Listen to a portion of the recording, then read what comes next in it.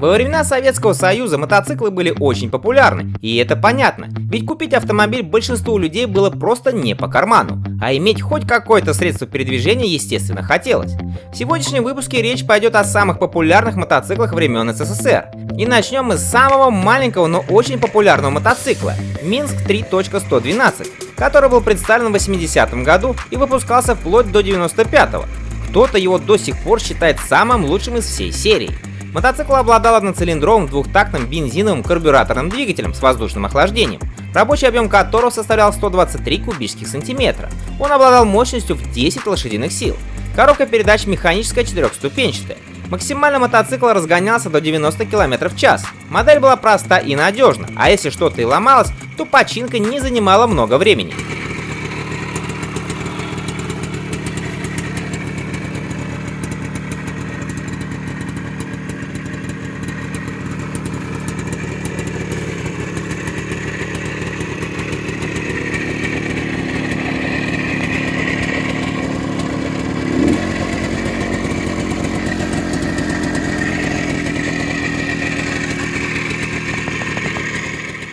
На четвертом месте расположился Иж Юпитер 5, который увидел свет в 1985 году.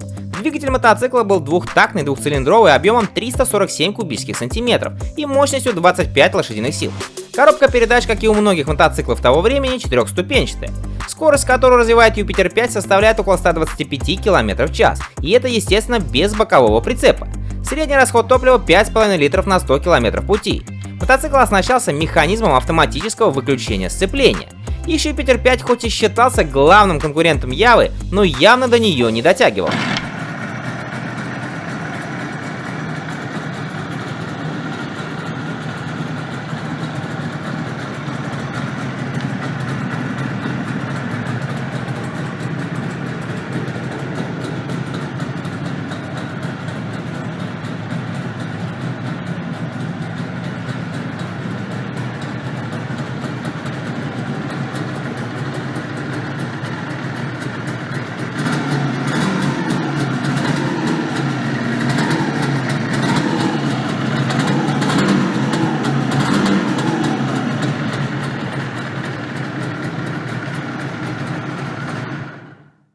На третьем месте Иж Планета 5, который появился в 1987 году. Этот мотоцикл опередил своего двухцилиндрового собрата по популярности и расходился в те времена как горячие пирожки, в отличие от Юпитера.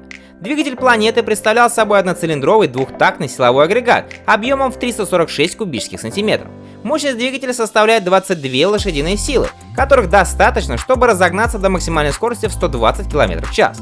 При должной эксплуатации мотоцикл ломался достаточно редко, что придавало еще большей популярности данной модели.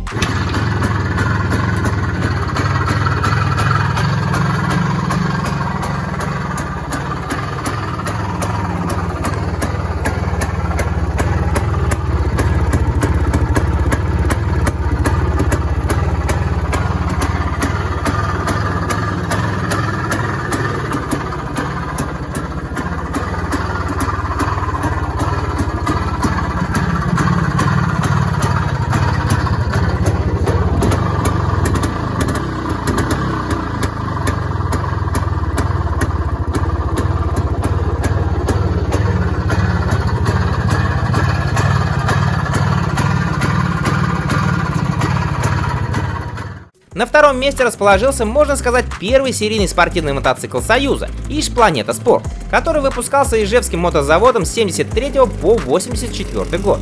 Мотоцикл был очень не похожим на своих собратьев, как внешне, так и по конструкции. Иж Планета Спорт напоминал японский мотоцикл середины 60-х годов. Его сердцем является одноцилиндровый двигатель рабочим объемом 340 кубических сантиметров, который оснащался впервые в СССР раздельной смазкой собственной разработки Иж-Маш и японским карбюратором Микуни, что позволяло ему развивать 32 лошадиные силы максимальной мощности, но впоследствии она была уменьшена до 28 в угоду экономичности и ресурсу движка. Мотоцикл отличался такой надежностью, что среди советских байкеров ходили слухи, будто он изначально был разработан исключительно в качестве экспортной модели. Ресурс поршневой по отзывам достигал 50-60 тысяч километров, что для двухтактного мотора являлось рекордом. Максимальная скорость Иж Планета Спорт составляла 140 км в час.